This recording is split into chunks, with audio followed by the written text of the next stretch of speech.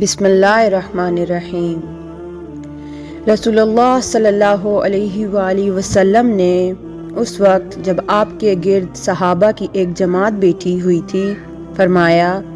کہ مجھ سے بیعت کرو اس بات پر کہ اللہ کے ساتھ کسی کو شریک نہ کرو گے، چوری نہ کرو گے، زنا نہ کرو گے، اپنی اولاد کو قتل نہ کرو گے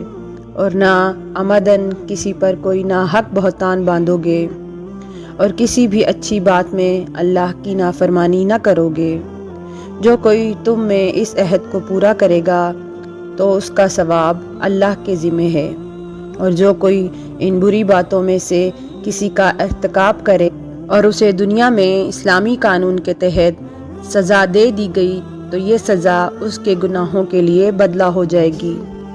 اور جو کوئی ان میں سے کسی بات میں مبتلا ہو گیا اور اللہ نے اس کے گناہ کو چھپا لیا تو پھر اس کا معاملہ اللہ کے حوالے ہے،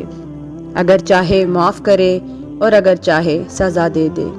عبادہ کہتے ہیں کہ پھر ہم سب نے